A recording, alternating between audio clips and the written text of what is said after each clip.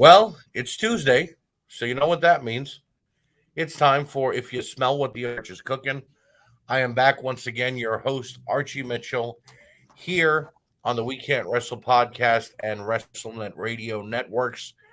And I want to once again welcome back my co host from last week because he did such a fantastic job, Mr. Mark Brew. Welcome back to If You Smell What the Arch is Cooking. Pleasure being back, Archie. It's always a pleasure getting to talk wrestling with you. Same here. Same here. Mark and I do this on a daily basis. It doesn't have to be recorded in order for me and I to talk about wrestling. We So, should probably record half of it. right, right. Although for the other half, we might get thrown off the air. Oh yeah.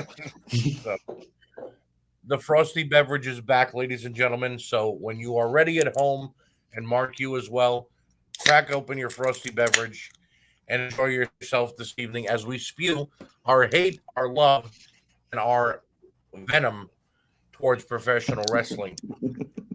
Mark, but we're going to be doing it a little bit differently tonight. We are not talking about WWE Raw or SmackDown. We're not talking about NXT, Rampage, or Dynamite. We are talking about the AEW Full Gear pay per view that just happened this past Saturday night. Correct. And I watched it as soon as Mark and I went off the air recording. If you smell what the arch is cooking last week, Mark watched it over the last couple of days. In segments. In segments, which is fine because you know what? That pay per view had so many long matches, which is a good thing that you had to watch it in 30-minute or hour intervals. You couldn't watch it all at once. Correct. So starting off tonight, and this was on the buy-in, was a women's tag team match between Sheeta and Thunder Rosa and Nyla Rose and Jamie Hayter. Now, this was a preview of the next round of the TBS title tournament because Sheeta's going to be taking on Nyla Rose and Thunder Rosa will be taking on Jamie Hayter. All four women put on their absolute best here. It was a good match. Actually, I didn't watch the buy-in. I watched everything but the buy-in. It's okay. But it's okay. I'm assuming. Given the talent that's in there, that it was great. Nyla Rose at times can be a little scary to watch because she almost kills people in the ring. But she's AEW's Nia Jax. Yeah, exactly. But in this match, I don't know if these other three women kind of kept her at a good pace or what. Whatever case, they all had a great flow. It was an incredible matchup, and Sheeta and Thunder Rosa took the win. So that's giving them the momentum in the tournament, which is kind of leading me to believe that one of them is not going to make it past this next round in the TBS title tournament. Yeah, or at some point down the road, you possibly could see them form an alliance or something. Right. But whatever the case may be, like I said, I'm not always the biggest Nyla Rose fan, but she was fantastic in this match, and all the rest of the women did a great job. Now on to the pay-per-view itself, where no match was less than 20 minutes. Yeah, I know. there was not a 10 or 15-minute matchup in this card. There was nothing where you could say, well, I'll go to the bathroom, and if I come back and I miss, no. If you went to the bathroom, you came back, the match was still on. And that's not right. enough. That is not enough. As long as it was in the first 20-minute times, right, slot, you were good to go. You were good. So we have MJF taking on Darby Allin. These two traded every single pin in the book, every attempt possible. They had every reversal for each other. They knew each other so well. And if this is the future of AEW has to offer, then the future looks bright to me, Mark. I agree. That match was phenomenal. On both men's parts, they gave it their all. They left everything in that ring that night. There was a couple spots in there that you were just like, holy hell, is this thing ever gonna end? And then there's some spots when you're like, oh shit, what's gonna happen next? Because it was just between Darby's tenacity in that match, because I'm gonna tell you right now, that kid stood his own with MJF. Oh yeah. That Oh yeah. and that's saying something. I mean, MJF, he's a great worker in my opinion. He is to AEW, in my opinion, what Roman Reigns is to WWE, but we're not talking about WWE tonight. So, Right. No, I agree but with that. He gets the fans involved in everything he's doing. He and you just stays in want to reach up character. there and slap him upside his Right. damn Right. head. Right. Like you said, there were a couple of moments where you were like, "Is this ever going to end?" And then there were a couple moments where, "Please don't let it end. I want more." And the Right. fans were feeling it because the fans started a fight forever chant at the 22-minute mark of this matchup. We're cheering the whole way for both guys. It wasn't like they were just cheering for Darby. MJF got his cheer in, and I'll be honest with you, MJF getting the dirty victory was perfect here because you expect that from him, one, but two, them more go on. If they want to have another match, it's right there. You didn't beat me cleanly. Right. Then that's what I think. That controversial victory is what really left that door open, because Right. now it's going to be, they're going to come up with some kind of gimmick match to, the Right. next time that these guys go up against each other, just to make it that much better. I wouldn't be surprised because of Darby Allen if they didn't make it a casket match or something crazy because that kid is always trying to do something to top himself the next time, every time he goes out there. So, it's And either going to be that or something that has to do with high elevation. right, he's a imagine a scaffold match. Right. Right. Exactly. But I almost cringe a little bit from that because I know he'd hit the mat and bounce. You know what I mean? right, but Uh, Darby Allen, tremendous talent. MJF, one of the top heels in the business today. definitely. I agree 100%. Next matchup on the card, we have the Lucha Brothers, who had another amazing entrance for an AEW pay per view, taking on FTR with their throwback entrance because that to me sounds like the Midnight Express's theme. You know what I mean? Indeed, it And they did. come It out with did the have robes. that feel. Yeah. So the only thing I'm not liking is the AAA Mexican titles around their waist. They don't look natural because they're so weirdly shaped. You know what I mean? But they're making that work however they can. This was a great But tag team match. they're Go ahead. identifiable by the shape. Right. Hey, Exactly. See that's the three that's A's. not mainstream WWE, AEW, none of Right. that. That is unique, and that's AAA. Oh, I agree. I agree 100%. This was a great tag team match. It was tag team wrestling personified between both teams. Both teams went back and forth without getting the advantage. It always seemed like one move would get off, and then the next team would be right back into the swing of things. It was another 20-minute class, and I got to be honest, I'm happy Phoenix and Penta went over because FTR should be chasing the title a little longer because they've got stuff going on with Cody and Pac and Andrade and things. So it's like they really have no time to concentrate on being the champions. Right. And like, I felt it was a good match too. There were certain things that I disliked about it, like certain parts you could tell, they were playing spots, but it's like, I guess because being inside the business, you look at things, from that standpoint, and so Right, right, maybe sell a little more to the crowd in those playing spots. right. I get what you mean. You mentioned earlier that it looked like Penta was waiting for Dax to come off the top rope at one point, or they were just standing there a little too long. I agree What with it you there. was, what it was is they had a pin. It was Dax and Phoenix, and there was a pin attempt. And at this point, Penta is on the other side of them, and then he like walks over and then just waits for Cash to come try. like it was right, anticipated. And right. I mean, other than certain little things like that I noticed about it, other than that, the match was great. Well, look, us as having a wrestling podcast and you being involved in the business, like you said, you're gonna notice little things like that. We've been watching too long not to notice little things like that. You know what I mean? Right. And we're not here to criticize in the way of to shit on it. We're saying they could the next time these two teams meet, tighten up a little more. That's all. Right. You Like know. perfect your craft just that much more. I mean, they're already Right. great at what they Right. do, but there's always going to Oh be yeah. room for improvement.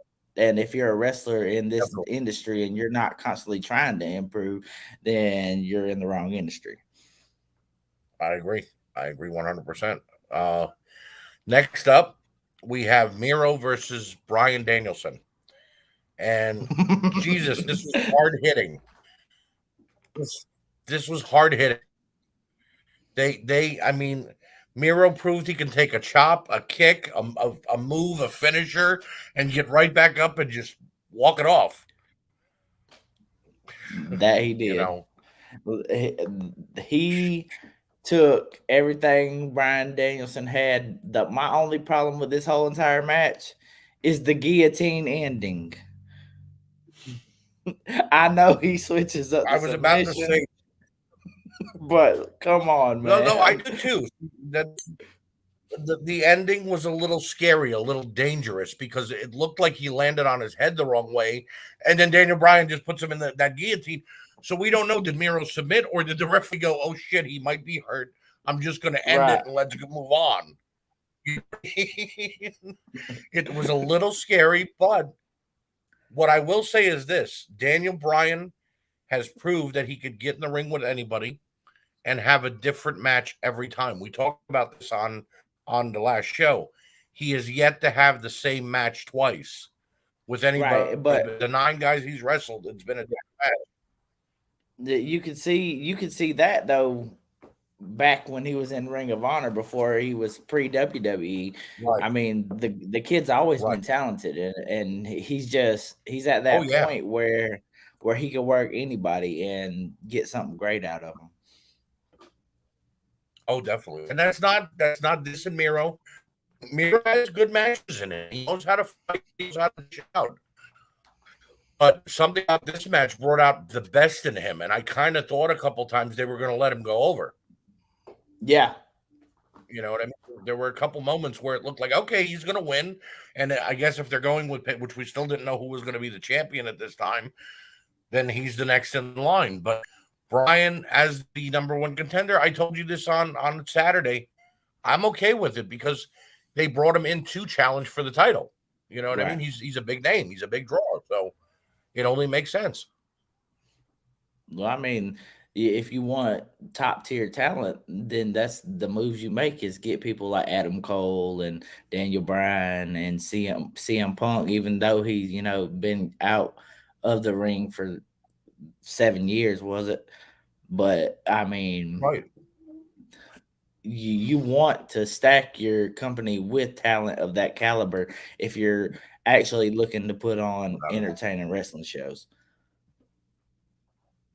I agree. The thing I like about Punk and Bryan coming in, yes, Bryan fought Kenny Omega to a 30-minute draw in a non-title match, and then still worked to get his title shot now by going through this tournament. Punk has yet to even mention Kenny Omega's name, so they're not just, oh, here's Punk and Bryan Danielson, they're going to be the number one contenders. No, we're making them work their way up like we would anybody on this roster. So right. It's helping. Their initial argument was matches matter. The more you win, the better your record, the more you're going to get a shot. So it's actually they're really putting that to work here, and I'm okay with that. I like it. Yeah, and I like the fact that they actually keep track of the win-loss records too, because that's something WWE doesn't do. As far as like when they make their entrance, it says this year they won so many matches and lost so many matches. Right. I mean that gives it more of that big fight feel. Oh, definitely. I agree with you on that one. It helps. It also helps a casual fan go, oh, he's won 8 matches in a row. That's why he's in this match, as opposed to somebody going, well, who the hell is this guy? And why does he deserve a title shot?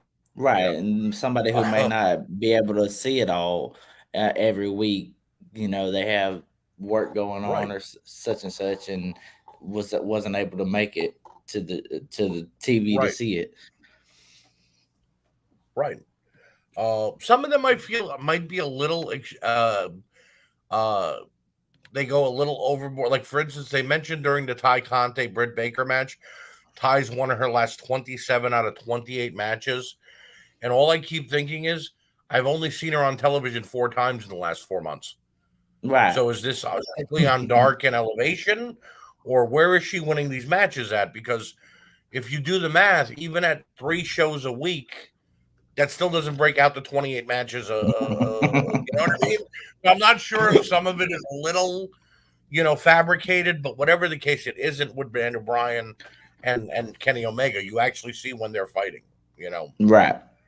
So, next was the 6-man Falls Count Anywhere match. If anyone tells you Jurassic Express is a comedy act, show them this match because all 6 men showed a brutal side in their moveset. The Bucks with those thumbtacks in the mouth of Jungle Boy was sickening. I hate that spot. I'm always afraid somebody to swallow a thumbtack for no reason, Yeah, that would suck. Adam Cole with the Panama Sunrise off the set, and Luchasaurus with that shooting star press. That was epic. Can you imagine Kane doing something like, because they're almost the same build? Kane doing a shooting star press. It would have got that same reaction out of Jungle Boy as a kid when he's sitting there watching it. Did you see him? Oh my god, he even freaked out. He was like, "What the hell did I just watch?" Why? He didn't tell me he was going to do that. No, it was a really fun 6-man tag on all accounts. Yeah, the Bucks and Cole definitely brought their A game. Christian, he looked well as far as he's a ring vet. He's gonna look good, and he knows how to work with all different sorts of people. So whether they be green or in the middle of the road of perfecting their craft and anything. Right. But I haven't seen really anything bad out of him so far, anyways. I think what Christian is doing right now with his level of work is giving Vince McMahon the middle finger. Because he's basically showing you didn't let me wrestle. You totally had to retire.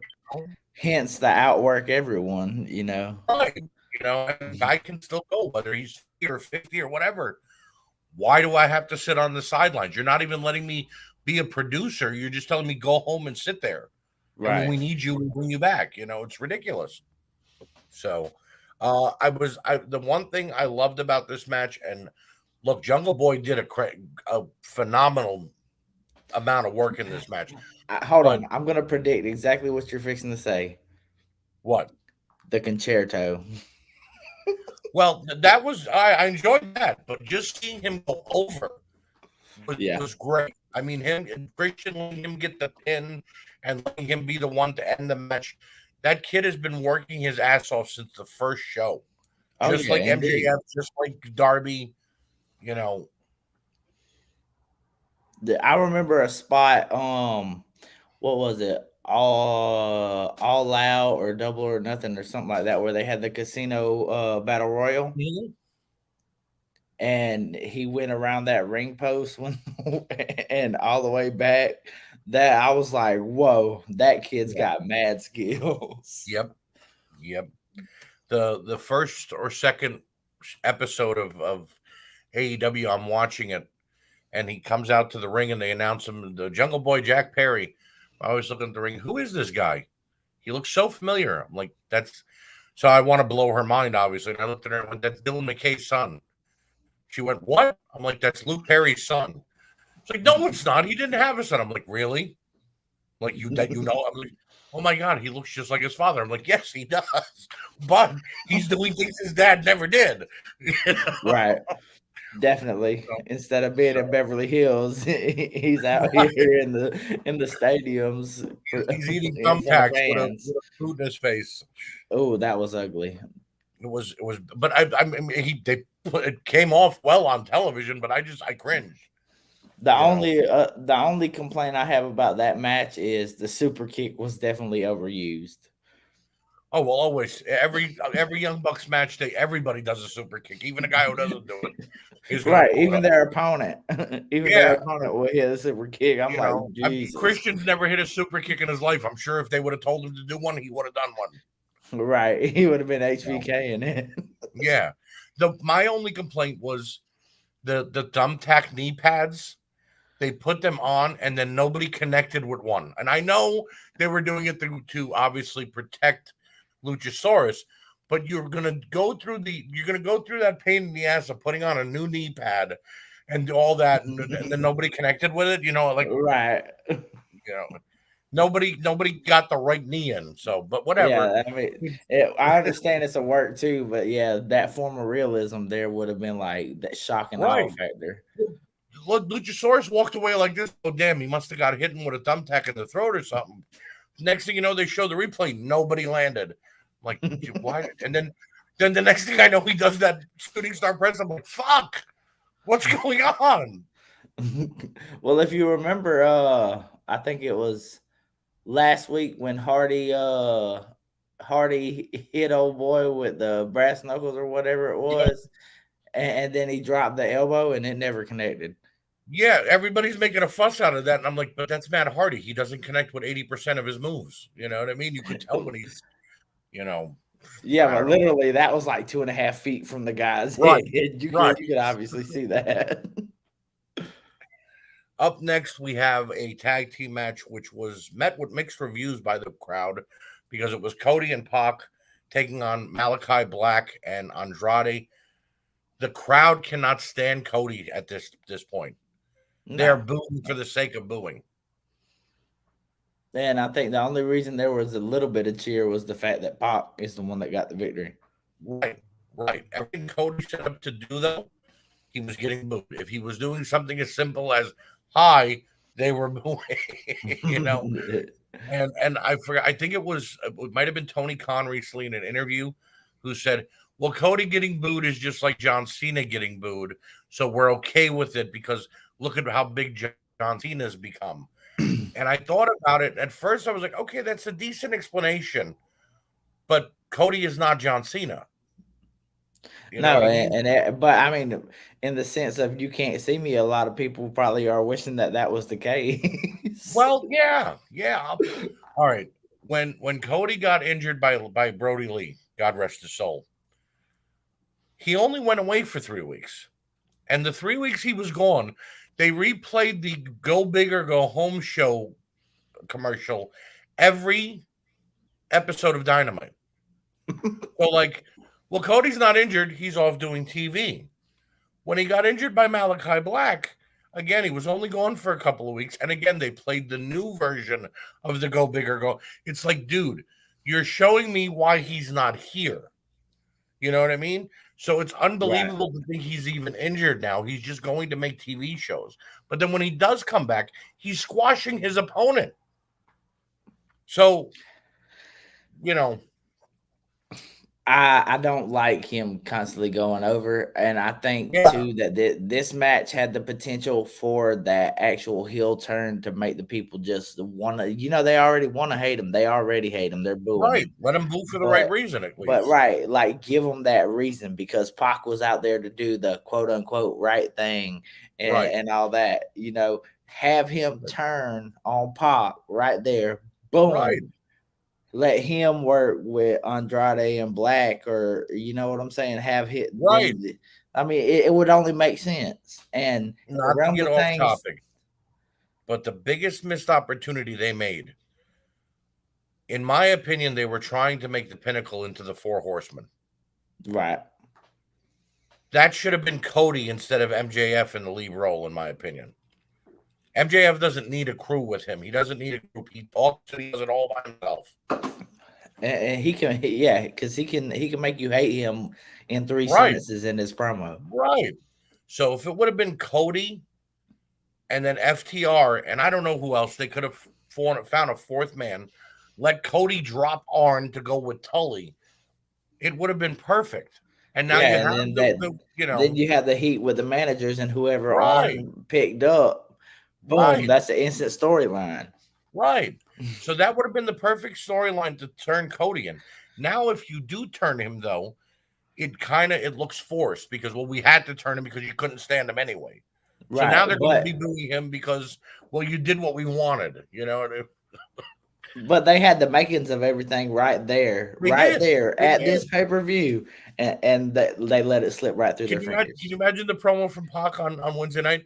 This is why I don't trust people. This is why I'm an angry bastard because this is what Right, happens. because when I try to do the right thing, I get screwed over. Right. So Now I'm coming after you, Cody. I was trying to help you, but now your ass is right, mine. exactly. So the story here unfolded more and more with the announcers pushing that Pac and Cody didn't get along. Black and Andrade were sinister and deadly with their attack. I have to say, that pump kick from Black, is devastating. Yes. Only problem I seen in their performance was when Andrade about fucked up that spot where he flipped over over the rope. And it really wasn't his fault. There was just so much going on. It's like, oops, it's gonna happen. Yeah, and I mean, in that sense too, though, maybe they just need to keep it simple sometimes. Sometimes, yes, I agree. I Sometimes agree. less is more. It is, and when you got four elements in the ring, like these four guys, one's a high flyer, one's a technician, one's an assassin, and then Andrade being what he is, that massive ego. You're right. Simple might have been more better. Right. Um, the storyline of Pac and Cody again continued to come forward by Pac's force tag, but it worked because I thought they were going to end the match on that. Cody had him in the figure four. He did the 450. That was a great end. That would have been a great ending right there if they really wanted Right. to. And then they were clicking, and then they could have become a unit, and then maybe people would have not Right. hated Cody so much because hey, Right. he's what Pac, he's all right. Right. And then of course, they ran into each other, which was obviously a mistake because Cody came in to help Pac later on. It wasn't like he held any ill will. I have to say, I enjoyed seeing the Black Arrow being used again as a finisher. Oh yeah, I that haven't was seen him dope. hit that move in a long time. That move is still amazing to see that guy hit. I don't care if the size he is or bigger or small. He makes those two transitions look effortless. Right. You know. So the thing I didn't like about this match, the ending of the match beatdown where Cash Wilder ran in, made no What the sense. fuck is he there for? Right. Right. Why can't we? All right, then they won. Let Black and Andrade go back. We'll start up again Wednesday. He came in, he threw a punch, and then the referee's like, "No, you get out of here." And he's like, "Okay," and he walked away. I'm like, "Wait a minute, are you getting yelled at by your dad?" Like, no, you shouldn't be here. Get out of here. Okay, I'm going. Yeah. Well, I mean, they kept pushing they tried to make it make sense to the commentary and was like, Yeah, well, he was sold his services for the FTR was sold to Andrade for the 2 weeks or whatever. I mean, they're grasping at straws there. Like, just do shit that is in the at realm least of things shouldn't that's you? going to make sense. That people don't have to. I mean, if they're already watching your product, they know what the hell's Right. going on. What I don't understand though is, okay, you're sold to Andrade for 2 weeks. Shouldn't you have come out during the match and tried to help Right. him win and not, Shouldn't you have like been what in was an this ending of the corner match with, beatdown gonna do for you? what's his guy's name? Jose or whatever. Oh, yeah. I Yeah. mean, I mean, why you would should have been I? over there kicking it with him the whole match, trying to get Andrade and Right. Black to win, instead of them. You just rush from the back at the end of the fucking Right. match after everything's He over. rushed. He rushed. He hit the ring. He hit Pac a few times. He hit Cody a few times. Referee throws him out, and then you see Old Man Tully just running down the ramp. I didn't even know we were coming out here. What's going on? You know what I mean? Oh shit! They just told me to get my ass out here. Yeah. Dax Harwood was Right. nowhere to even be found. He didn't even come out. He was like, I'm not Right. needed. They didn't want me out there. So we move on to Britt Baker versus Ty Conte for the AEW Women's title. Women's title, yes. Ty Conte looked great in her face makeup. Her entrance was fantastic. And Britt Baker's entrance, I didn't know that was the Fozzie's lead guitarist, but he played well. He was better than Rick Boogs. That's questionable, but well, you might be right. I'll let you have that one. But this was it told a really good story. You know, out of everything I watched on this entire pay-per-view, I'm gonna say that this was the weakest match, in my opinion. That's just my opinion. I mean, I know you're cuckoo for Britt Baker's Cocoa Puffs, but I like Ty Conte as well, and yes, and Thunder Rosa and Sheeta and a lot of the AEW women. Yes, I like it's not my fault. Well, I mean, it was decent. It wasn't at the point where, oh my god, this is so fucking bad that I want to fucking not watch it. Right. But I mean, it was. It wasn't Nia Jax, Charlotte Flair on Raw a couple of weeks ago bad. You know what I mean? Yeah, definitely not. You know what I liked about it, what I really got out of it was this story. The story they were telling is that Ty Conte can't win the big one. She's tried 3 times already to win the title and always ends up coming up short. Well, I liked her entrance. Her in-ring work seemed like it was a little green. So, like you said, so it might be some fabrication there on that win-loss record.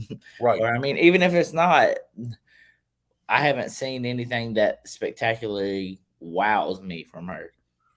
A couple of her finishing moves. They're weird looking. And as far as stuff that's going to keep you safe and give you longevity in this business, that's probably not the safest route to go. But right, exactly. She's a jiu-jitsu star, so I think maybe she should rely more on a kick or some kind of submission move. She does that move where it's like the gory special into a rolling knee. And I'm waiting for her to actually break her own knee because of the way she's got to spin around to hit it. Right. And I get it. Everybody wants to be innovative and be the next move creator, but not everybody's going to be the Ultimo Dragon or Eddie Guerrero or Dean Malenko that they're going to pull out a new move. Oh my God. We're going to get to this in a minute if you bring this up, but why so many Eddie Guerrero references? Okay, yes. I loved Eddie. I'm sure you did as well. Yes, indeed. And when it was taken from us, it was a very hard day. And yes, it was the anniversary of Eddie Guerrero going away the next day. But you didn't need 4 to 5 tributes in your entire show. Everybody made tribute. I agree. FTR made a joke of it. The Lucha Bros did it the right way. Ty Conte did the shake. Right. And then in our next match, when we get into our next match, even Punk did it, Jericho did it. It's like, I get it. You all had Eddie in your life and you were all touched by him, but draw straws or something. Who gets to do it in their or just do it at the beginning of the show. Do an Eddie Guerrero tribute, and that's the end of it. You know what I mean? I mean, I didn't get why so many people wanted to. I mean, I get why they wanted to do it because Eddie was great. Eddie had a great in-ring style. He could make you just be into anything that he done, even Dominic and Ray. Right. But I mean, it's like, I don't feel like there was a need for that many. No, I agree. People paying tribute. I was going to mention that slightly too. It got overdone. Like, I don't want to say it in a bad way, but I guess it has to be said like this so that it gets the point across. After the third time I saw it done, it kind of seemed like we're doing this to get the crowd to go, oh, they love Eddie. I love Eddie too. You know what I mean? Right. So we're cool. Right. Everybody's cool. That's where I got at the third time when Punk did it in the next match. That's where I got a point of like, really, like, okay, we're gonna pull this move something from Eddie every match. Right. And then Jericho did it. And then I noticed Jericho doing it. And then when at the ending of the match, he looked up and he went, "I love you, Eddie." And then he looked back at the camera and then he noticed the camera wasn't on him. So he looked up again and he went, "I love you, Eddie." So the camera would be right on him. Right. That should And have I'm been like, okay, like that would have made the most sense out of everybody for him to do it because right. he actually Jericho worked it. spent the most time with him. Right. Right. But in any case, we'll more to that in a second. Britt Baker gets the win after some help from Rebel and Jamie Hayter. And again, Ty Conte cannot seem to win the big one, but I'm okay with Britt keeping the title because, in my opinion, she's the face of the women's title division. They got a new belt coming out, so they're going to crown a new champion with somebody else. Right. She's definitely the upper echelon of the women talent. Right. That's definitely a valid statement. Now, Mark, can you say the word war? War? I knew that you could, because that's exactly what our next is. It's Eddie Kingston versus CM Punk. Did I not say it that was going opening to be back a fight? fist? Punk look. What's that? I said, did I not say it was going to be a fight? Oh, definitely. That opening back fist made CM Punk look weak for the first time. Yes, you did. You did. And I'm gonna say this right now. He hit him with that opening back fist, and Punk looked like knocked out. At that point, you thought Eddie Kingston would go over, and that everybody did, and they did that part, that whole section right there. They did that just right. Yes, they did. Yes, I did. Boom! Eddie hits him with that back fist, and he goes down, and you're like, "Oh fuck!" Punk screwed the whole rest of this match.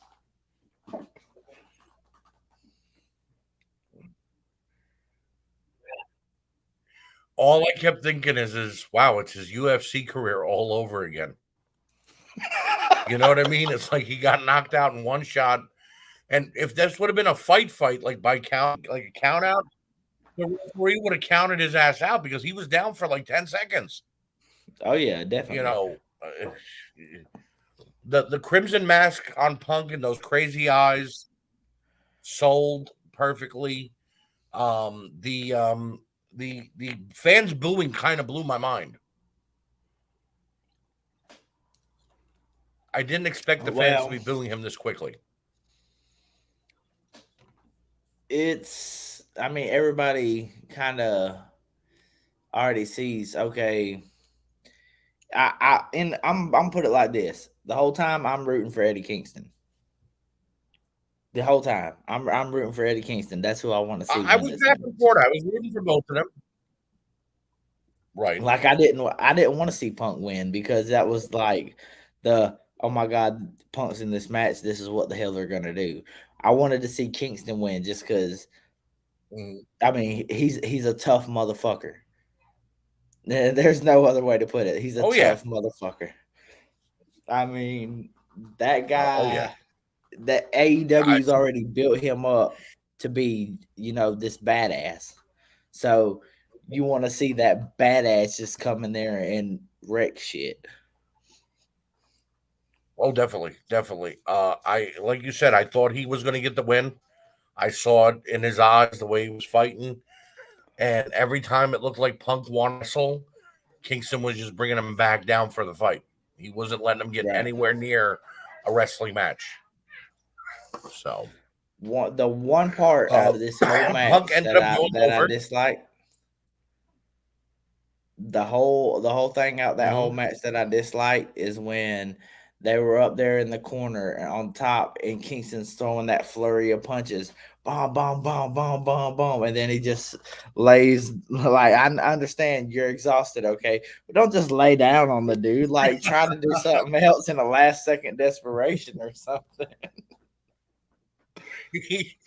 They both looked like they were taking a nice nap on each other. Yes, it looked like They're definitely, you can tell it that they're was old weird. school. Like they've done been in the business for a while because they don't Oh have yeah, as much wind as them younger guys. oh yeah.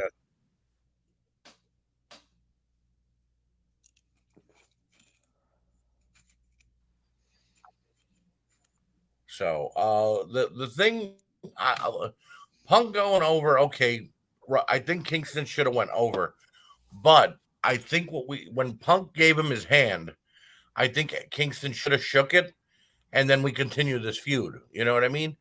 Obviously, there's going to be more to this, but Kingston not But shaking his hand leaves Eddie as the heel, in my opinion. Even though Punk got yeah, booed out of the arena at one point in right, the match. right. But booing, but despite the booing and all that, him not shaking his hand, that leaves it open for, okay, well, I haven't earned your respect yet, or I still don't respect you, motherfucker. It's still on. True, So I'm true, interested to true. see where all the Very build true. for that, because I'm We go to sure the that's going to match. continue. Well, definitely. I hope it does because I look when he had his match with Brian Danielson, I was like, okay, I want to see Kingston versus Brian too, and we didn't get that right away. We went to Punk and Kingston, which is fine. I Right, was good with that, but I think this is a feud that needs to continue. right. And as far as the You size know. difference goes, there to me, Brian's smaller, which I mean, Punk's smaller than Kingston, but it's it's more of a believable thing as far as Oh, in definitely. the realm of things that makes sense that CM Punk be the one to go against him because Punk's known for fighting quote unquote the best in the world. Right. Right. Exactly. Exactly. We go to the Inner Circle versus American Top Team, and I really didn't enjoy this match. I thought it was slow and botchy, but it was placed right on the card because every match before this match was 20 to 30 minutes long. So you kind of wanted to bring the crowd down a little and let them just take this match, but not be cheering the whole way. You know what I mean? Right. And let Um, everything simmer and and still you be know, entertained. right, exactly, because they still got one more match to go after this. So um, like I said, I didn't like the match. I thought it was well wrestled. I mean, you mentioned it earlier to me, and you were right. Right. This was not I meant to mean, be I a didn't. 5-star classic of any by any. Right, I didn't expect it to be a wrestling clinic, I knew it was going to be what it was because you got these MMA guys, you know, that haven't had a bunch of wrestling matches. They've just been around guys in the industry, and they know stuff. But I mean, their style of wrestling versus professional wrestling is completely different. Definitely. So Junior Dos Santos don't surprise me when he caught Jericho off the top rope. I mean, Jericho's not a small dude. right. Yeah, Jericho's definitely not a small dude while he's up here in age. He Yeah, definitely looks like he needs to lay off a couple hot pockets or something. definitely, definitely. Sammy Guevara was the star of the match, though, coming off the ladder and doing what he did. That kid's got star written all over him. And I The was one happy to problem see I Circle have, go over. yeah, me too. The one problem I had with Go ahead. anything more than anything in this match is when Jericho went to go do that lion salt and he hung over that rope for so long until Dos Santos could hit him. That was horrible. Right, That was the right. worst spot of the whole entire Well, match. that's what I'm saying. This was not like a perfectly planned out match. But Right. what I am hoping is, and I'm sure I'm going to catch some heat for it because there are people who like him there. I'm hoping this means Dan Lambert is done with AEW and will not be on TV anymore because I didn't like Dan Lambert. I didn't like him in MLW. I don't like him in AEW. I don't understand why he's being used so much. I mean, he has a Right, top tier MMA talent, but I mean, what's that really gonna do for the wrestling business? They're not. I mean, yeah, they'll pop right, for a second when they realize who these MMA guys are, but I think there was a smarter move there. Maybe you could have got some old school wrestling, veterans that's still around that could still work. You know, that's not 80, 90 years old, but instead you bring in right. you have Baron von Raschke in the in the crowd, and Makes no then sense. Makes no sense. he does the It made claw no. and And people are everything. on online. We, people are online, Mark, saying Baron von Roski looks so good for his age. He's looked like that his entire career. Right, have you not? Do you not know enough about wrestling history to know that this guy looked like that when he debuted? Why? maybe maybe You one or know? two less wrinkles, and I mean that's nothing against Baron von Raschke. Baron Right. von Raschke was a great heel, Oh no, nothing at but all. Yes, yes. I mean he has legitimately looked like that his entire career. So without a doubt. We then go to Tony Schiavone. This was the only segment in this show. There were dozens of vignettes, for 30 seconds, minute in between matches to set you up for the next match. But this was the only segment at all in the show that took a few minutes, and it wasn't an actual wrestling match. Tony Schiavone introduces us to AEW's newest signee, and that man is Jay Lethal. Jay And I think this is a great Lethal. signing, in my opinion. Yeah, Call him Black I'm interested Machismo, to call him the see. Black Nature Right, Boy, that's what call him I was gonna say. I'm interested to see if they incorporate the Black Machismo and all that into his AEW gimmick, or if we're gonna he get a had the more music serious for it. Jay Lethal. Well, he had the music behind him sounded like a remixed version of Pomp and Circumstances. Yeah, he still So had pomp and circumstance in the background, but like that makes you wonder. All right, are we gonna get a more serious Jay Lethal now that he's in AEW, or are we gonna get the same? right. I mean, not saying anything's been wrong with the Jay Lethal that we've gotten, but No.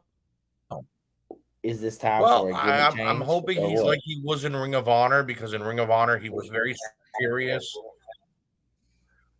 He was incredible in Ring of Honor, as serious, very serious, very wrestling oriented. And when he was in Ring of Honor, he pulled it off well too, which it looks like that's what they're kind of doing here, because he immediately called out Sammy Guevara for a shot at the TNT title. And Sammy Guevara said, "You're on."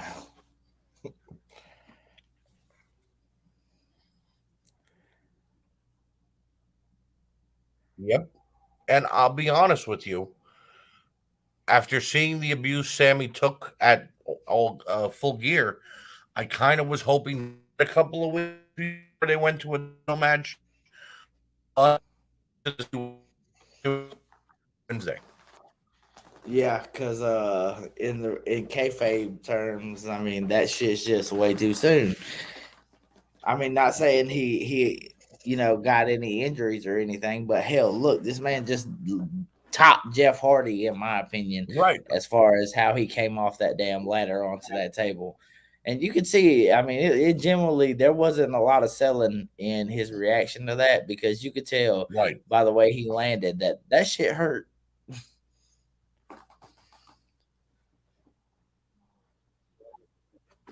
Oh, definitely.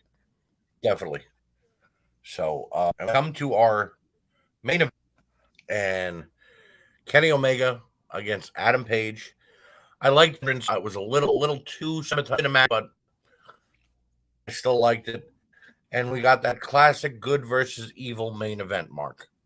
Right. And that's what made that match great, because you got Omega that everybody hates right now and is so ready to see him not have that belt and not be that guy. and then you have Paige, who is cowboy shit, as they put it, Right. cowboy shit. Exactly. Exactly. And let's Now, just be honest, that was the best move of the whole thing, was having Paige go over. oh, definitely. Definitely.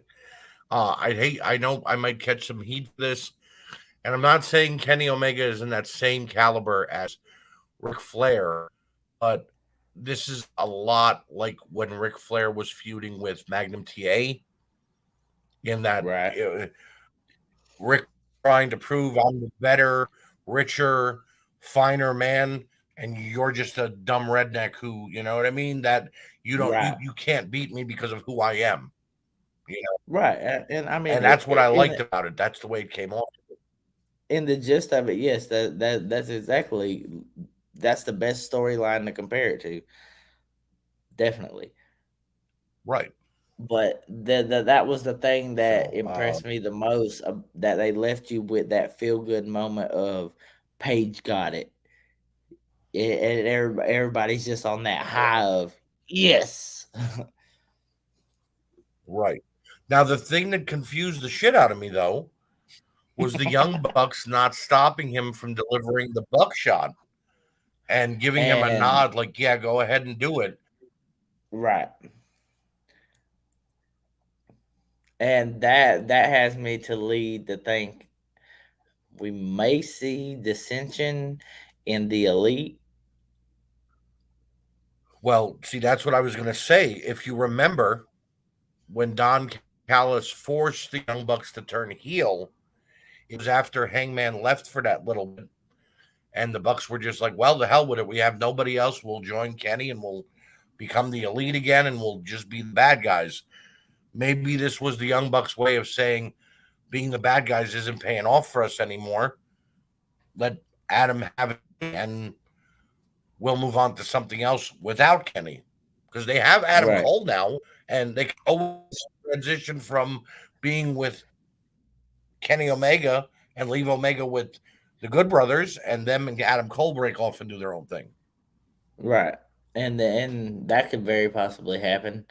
The thing that I see happening right now is maybe Omega's going to take some time off because they're over here blowing up these news feeds and stuff about that Kenny Omega wasn't 100%, that he had a shoulder injury or whatever, and that, Right, right. I'm thinking maybe it's time for him to do some R&R, which wouldn't hurt him in the company. And maybe if you Not at bring all. him back in a way that you could make him a face.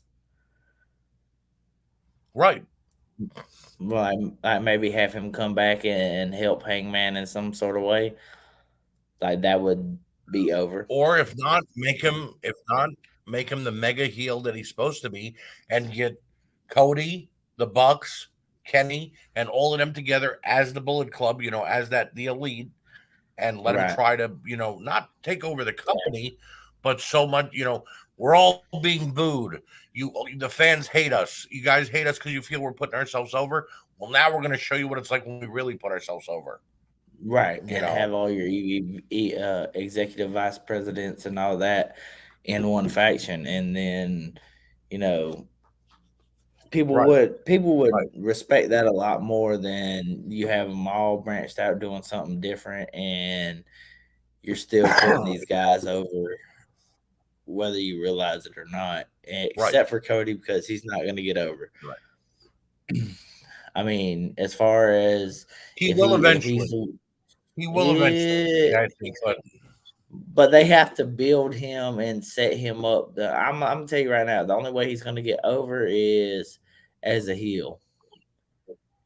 Like, because right. people are already booing him with that face shit that he's doing now, and it's the drizzling shits, for lack of better words. It's I the agree. drizzling shits. And if they I sit agree. like I said tonight, they had the perfect opportunity to do that with Pac, and it would have gave him so much heat. He would have had to damn have security around him going out the building. I think the only way they could turn him heel now and get him the proper heat, they didn't do it with Pac, would be to have him turn on Arn. You know what I mean? After everything Yeah, Arn that's the Anderson did for him, and now if he turned on him, it would work. yeah, but that's kind of like the cheap heat though that people don't want to see like that. Like who wants to see him Well, turn on Arn? right. I mean, it's not saying Arn's just this frail old guy, but I mean, you don't really want to see him turn on Arn. What you really want to see is him turn on Don't say that somebody in front of else. him. It'll pull out his block. That's what I'm saying. I'm not trying to get shot.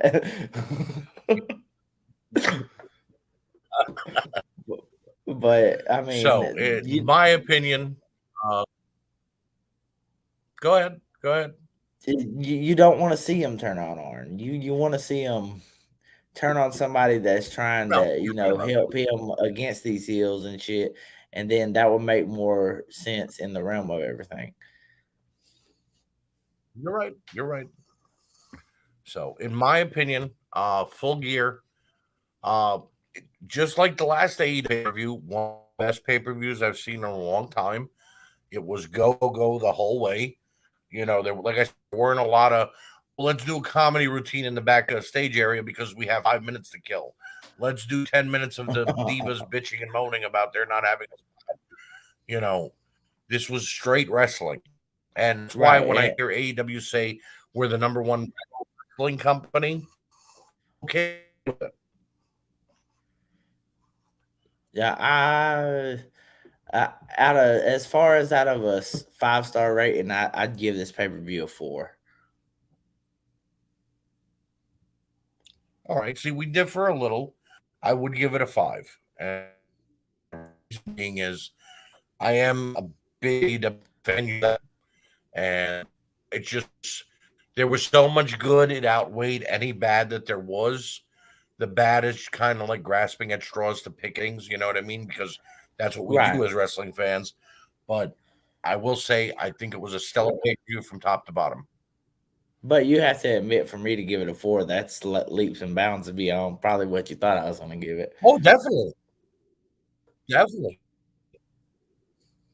No, Um, you told me you liked it, and I was expecting you to say maybe a 3.5. I was not a 4. yeah, it's definitely a 4. Like you said, a lot of the good outweighed the bad, but I can't just disregard some of the bad stuff. Just like I mean, I'll be honest. I'm going to be fair across the board No, I agree. with WWE and AEW because I mean, if you fucking up, you fucking up. I'm gonna call that like I see it. Right, exactly, exactly, exactly. So we have spoken about AEW Full Gear, and now it is time for what grinds my gears. And I have been searching and scowling the internet since the last few days looking for something to bitch about, ladies and gentlemen. And the one that I found that really, really pissed me off the most was what I saw recently on Friday. Down. Charlotte Flair came out and delivered a promo questioning who Becky Lynch was, saying that Becky Lynch has changed her character, saying that Becky Lynch left to go have a baby, doesn't care about the wrestling company business. She doesn't care about the fans. The fans were actually cheering her while she said this, mind you. Mind you, the fans boo her any other chance that they get, but they were cheering here. And this dumb bitch had the nerve to say that there is nobody in that company besides her that can put on a good match. And all I kept thinking to was the botched finish to WrestleMania with her, Ronda Rousey, and Becky Lynch. The horrifying match she had with Nia Jax a couple of weeks ago on Raw. We actually started having a spat against one another in the ring. And how many times she's actually botched her moonsault and her figure four into the figure eight. And I defended her last week, Mark, to you. saying that Yes, WWE you should did. not lose a star of her caliber. W, that she shouldn't be fired or shouldn't be reprimanded because she is such a star. And I still agree with that statement. I also agree that she should have at least been fined or maybe suspended for a couple of weeks because it's been the Charlotte Flair show for the last 5 years. And guess what? Wrestling, the women's wrestling side of things has kind of started to turn into a piss break again. Right. You know what I mean? And, That okay, it's women. I could either fast forward or go get a snack or go to the toilet because it's always her and Becky Lynch. And now I'm do you sitting there see how too, quickly that turned around? Like last week, it was. yeah, I'm okay with them them not giving her any consequences for the yeah. situation, and now it's this week that And bitch then she should have been spoke suspended. because she spoke when I heard what she said, and I thought about all of the stupidity that she's done in her career. Here's one thing that I've never talked about on this show, but I have before in other shows that we've done on the WrestleNet Radio Network. The only reason Andrade got left out of his contract with no compete clause and everything was let go the way that he was is because Charlotte Flair threatened to war with the WWE. Vince McMahon, being the guy that he is, said, "You know what? I don't want to lose Charlotte. Okay, Andrade, you're free to go." He was AEW. Nobody batted an eye. Nobody got mad because they didn't want to lose Charlotte Flair. A month later, Flair said, "I want to be released." Company. She has nobody there to back her up anymore. So for her to make claims like there's nobody on that roster that can compete with her and have a match, meanwhile, she's always the one that's in the title picture and she's always the one that behind the scenes bitching and moaning to be in the title picture. It's ridiculous because she's the reason that it is what it is right now, that it is only her and Becky. You look at Becky Lynch and she should be in a feud with Liv Morgan, but they have to have Survivor Series right now. So she's got a feud with Charlotte first. When Charlotte's done with Becky, there's nobody coming to come after her title. Sasha's busy with Shotzi and all the other women in the roster doing else too. So technically, there is nobody to fight Charlotte. Yeah, and I mean, WWE have painted themselves into a corner. and that's what kind of pisses me off with the whole situation too. Like for the past, before all this shit would live, they've been building Becky and Charlotte, Becky and Charlotte, Becky and Charlotte, and then now it's okay. Liv, you got a shot, but you got to hold up. Right. Right. So I will say this: Charlotte Flair, kindly get your there. Not that you are listening to me, but if you're listening, and you get back somehow, clean up your act a little bit. Stop being such a whining baby, and just wrestle the way we know you could wrestle. And maybe we'll stop booing. Maybe we'll cheer for you the way we did for your dad. Even though Flair put on the same match every night, we were still cheering. Even when he did the same promo, we were still cheering. Why? Because his last name was Flair. You know, and that's it. That's all that grinds my gears this week. Okay, so is it my turn to do something that grinds my gears? If you have one, it is your turn, sir. The floor is yours. Okay, so my quarrel this week with what really grinds my gears is not anything to do with the actual businesses themselves, but the fans. People act like you cannot like Okay. AEW and WWE, or if you like one, you're automatically inclined not to watch the other. You can watch both of them and just be a fan of wrestling. Like people need to just realize it's not just AEW or it's just not WWE. Me and you are great friends, aren't you? And we both like different stuff and we both have different perspectives on everything. And Right. people just need to learn that sometimes that's not a bad thing. Not at all. So my Not advice at to all. anybody who is on a one track mind like that is broaden your horizons. Watch some New Japan instead Definitely. of AEW or whatever, and just see what else is out there, because there's something for everybody. Or Mark, watch I've some been saying that, and that praise for a year. right, For a year, I've been saying that when we do podcasts, because there are certain states in this company, states in our United States, where you actually get indie wrestling on television, because there are some indie promotions that have a television channel that they come on, a public right, access channel or whatever. So if you don't know what's on WWE or AEW, watch the indies. Go to an indie right, show, support the locals. If you don't like them, then go watch a NWA. It's on Fight TV or it's on YouTube.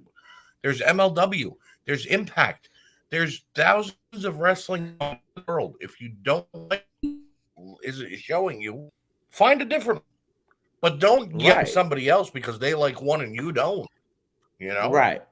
And that's the thing. The world will be a lot better place, because it's. And I'm not gonna bring politics into this, but it's kind of like, left wing, right wing. Like, oh, I like this, so I Right. can't associate with this, and I don't feel like that should be the case. Right. So I I say, agree. love what you love, but don't down somebody else for what they love. Right. Exactly. Exactly. There are people that are fans of like baseball. I'm a Yankee fan. When someone sees me wearing my Yankee hat, if they're a Red Sox fan, they're going to talk shit to me. But that doesn't mean we're going to yell at each other and curse each other out. On Right, the or get flip into side a of this, knockdown, I'm a drag out, Patriots and kill fan that each lives other. in New Jersey. And when people see me on Patriots, yeah, yeah, the people see the Patriots hat on me, and they're red because they're Giants fans, not me. But yet, wrestling fans, for some reason, over the last couple of years, think that when some, like if you and I were to both make a post and it says, we love AEW, we're going to have 20 people telling you, stupid idiot, AEW is for marks. The WWE is better. And then we're going to have 20 people under them saying, the WWE is a machine and you're a mark and it doesn't have to be Right, that way. right. It doesn't have to cause so much chaos. So, for me and Mark, I agree with Mark 100%. Love what you love. If you love one wrestling company, you're not a fan of the other. No one's forcing you to watch it. You know, Right, and not if you saying are you a have to fan of stop both, watching that great. one. Let us do it. Not saying you have to stop watching, Right. that one that you Exactly. love. I mean, just go see what's out there. Support, like Archie said, support the indies. View some MLW, view some NJPW. I mean, there's just so many stuff, different Right. companies that's putting out content that you can view, that you don't have to. I only watch this and it's because of this. And, no, I mean, there's some stuff out there that's, genuinely good content that you would enjoy. You just have to seek it out. Right. Right. And if you don't like the new stuff, then turn on Peacock or YouTube and watch old WCW and old WWF. And it's still wrestling. You can still love that. It's fine. Right. But And it don't bitch lives at on anybody who forever. likes the newer product if you right. So I mean, that's the reason that why is they're going to still do it. streaming that So shit. definitely. Mark, do you have any parting words with the fans at home? Uh, Peace, love, chicken grease. I love all y'all. Well, ladies and gentlemen, before we go, I would like to extend a Mega Powers hand to Mark Brew and ask him if he would like to permanently join me on If You Smell What the Arch is Cooking to be my co host when he can, week in and week out. Mark, would you to be a part of the show going forward? Yes, sir, I would. I was gonna say let's leave them on a cliffhanger and see if I come back next week, but we ain't gonna do that to you. I'll be back next week. I expected Mark to be like thinking, but he didn't. Look, anytime I got the Well, opportunity I to will talk wrestling with you, Archie, I'm gonna do it, brother. definitely. I will let the fans know at home know. Next week, Mark and I will be reviewing Survivor Series because it's another pay per view week. Um, but we're still going to watch else that's out there, and that's going to be our quick hits. I want you to come up with three things that stood out on Raw and SmackDown. Not three each, but three things from both shows that stood Right, out. And I'm going to come up with three things for our quick hits that stood out on NXT and AEW and Impact and Dynamite and Rampage. And then we will review Survivor Series as a whole. Sound good? right. Kind of like noteworthy moments. Gotcha. Right. Exactly. Well, I have my task for the week.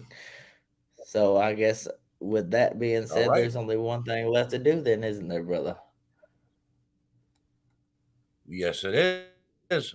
Ladies and gentlemen, we see you next week on If You Say What the Arch is Cooking. Good night, everybody.